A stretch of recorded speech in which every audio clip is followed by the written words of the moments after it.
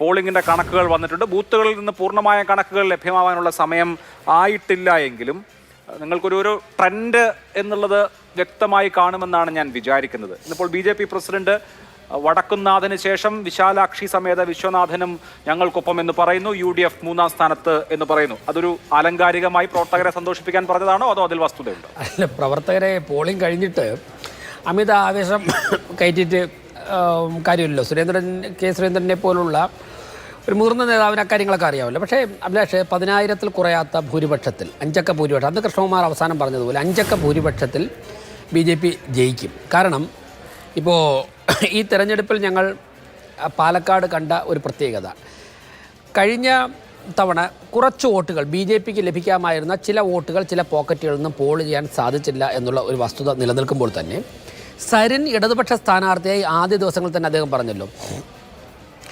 ഇടതുപക്ഷത്തിലെ കുറച്ച് വോട്ട് ഷാഫിക്ക് പോയിട്ടതുകൊണ്ടാണ് ഷാഫി ജയിച്ചത്. അത് തൃത്താലയിൽ MP രാജേഷ് ചെയ്തതുമായിട്ട് നോക്കുമ്പോൾ തൃത്താലയിൽ MP രാജേഷിനെ ഷാഫി സഹായിക്കുന്നു, പാലക്കാട് MP രാജേഷിനെ ഷാഫി സഹായിക്കുന്നു. അങ്ങനെ ഒരു കൊടുക്കൽ വാങ്ങൽ പ്രക്രിയയുടെ പേരിലാണ് നടന്നത്. പക്ഷേ ഇപ്പോൾ ഞങ്ങൾ മനസ്സിലാക്കുന്നത് CPM പ്ലാൻ ചെയ്ത് അത്തരത്തിൽ ഒരു വോട്ട് UDFന് കൊടുത്തിട്ടുണ്ടോ എന്നുള്ള കാര്യത്തിൽ ഞങ്ങൾക്ക് സംശയമുണ്ട്. പൂർണ്ണമായിട്ടും കൊടുക്കാനുണ്ടെന്നോ ഇല്ലെന്നോ? ഇല്ല എന്ന് തന്നെയാണ് ഞങ്ങൾ വിശ്വസിക്കുന്നത്. ഇല്ല എന്ന് തന്നെയാണ് ഞങ്ങൾ വിശ്വസിക്കുന്നത് ഇതുവരെയുള്ള കാര്യങ്ങൾ വെച്ചാണെങ്കിൽ. കാരണം ഇപ്പോൾ തിരുവനന്തപുരം പാർലമെൻറ്റിൽ നിരന്തരം UDFന് വോട്ട് ചെയ്ത് ഇടതുപക്ഷം രാഷ്ട്രീയമായി അപ്രസക്തമായി.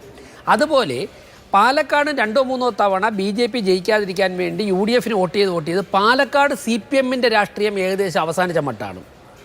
ഇനി അത് കൃഷ്ണദാസാണ് ആദ്യം 3-ാം സ്ഥാനത്ത്. ഇനി പിടിച്ചു നിൽക്കണമെങ്കിൽ CPM അവരുടെ വോട്ട് സംരക്ഷിച്ചേ മതിയാവുകയുള്ളൂ.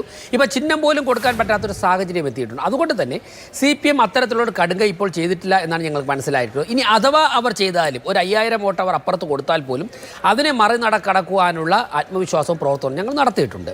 ഈ പല ഘടകങ്ങൾ കൊണ്ടും പിന്നെ ഇപ്പോൾ പിരായരി പഞ്ചായത്തിൽ കുറച്ച് പോളിംഗ് കുറവായത് എന്നുള്ളതല്ല ഞങ്ങളുടെ ആത്മവിശ്വാസം. പഞ്ചായത്തുകളിലും ഞങ്ങൾക്ക് മുൻപത്തേക്കാൾ വലിയ വർധനയുണ്ടാകും. മുനിസിപ്പൽ പ്രദേശത്ത് ഞങ്ങൾക്ക് നല്ല മുന്നേറ്റം നടത്താൻ സാധിച്ചിട്ടുണ്ട്. പിന്നെ കൃഷ്ണകുമാർ അവിടുത്തെ പ്രാദേശിക ജനത വളർത്തിയ ഒരു നേതാവാണ് എന്നുള്ള ഞങ്ങളുടെ പ്രചരണം വളരെ ശക്തമായിട്ട് അവിടെ ജനങ്ങളുടെ ഇടയിൽ